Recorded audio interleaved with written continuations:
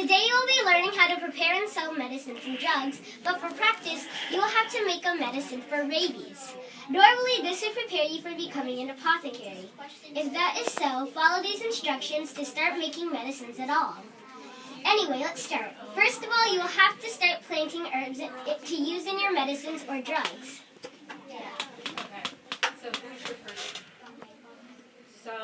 First of all, to let your herb plant thing grow, it's going to need space, light, and good soil. Make sure it has all of these components before you start, or else the plants you use will be unsuccessful. If you don't have any plants or things that can be used in the medicines, then go out into the wilderness to find some plant herb things. You can also search for some household items to aid you in making medicines or drugs. If you have a problem or need help, you can consult women. Boys and girls, can anybody that's moving along with their all about? And of course, you can use this handy book made by women. Jake and I, an example of, we understand that you have a... But of course, you gotta get the ingredients first. Can somebody give us an example of what You should first harvest the herbs carefully to keep the essence in the plant. Gather as many plants as you can find until you have many different varieties of plants, herbs, spices, or anything that will work. To keep it usable, store them somewhere cool and dry.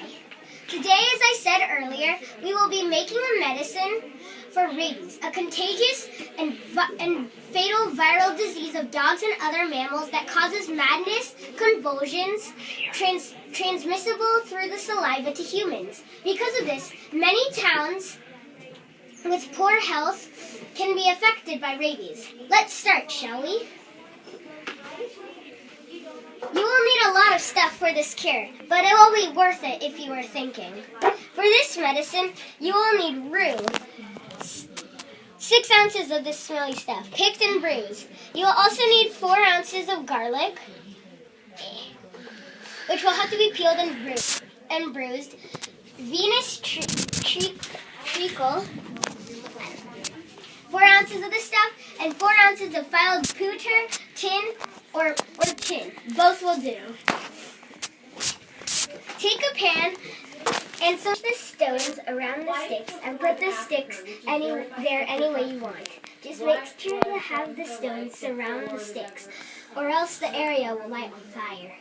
Use the flint and steel to make a spark to ignite the fire by hitting the stuff together, and soon enough you will have a fire running.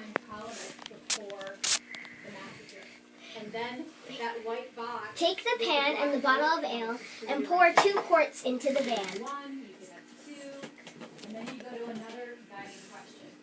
Were there any... Take all the ingredients and put them carefully in. Cover the pan and then set it next to the fire. After an hour of boiling, strain the ingredients from the liquid and pour the liquid into a jar. That kind of helps you. Ms. Saunders said that in her class, or I think it's probably similar, if you only have 2 questions for life before the massacre, then you can delete one of those. You can even add one. Maybe you have 4 questions.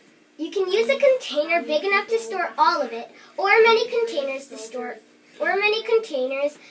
all of it, but you can use like those little bottles to just squeeze them in for your patients. Make sure to label the jars, man or woman, 8 or 9 spoonfuls warm. Then have them fast for 3 days. If you follow the instructions right, you will soon be a big hit when it comes to rabies. Okay.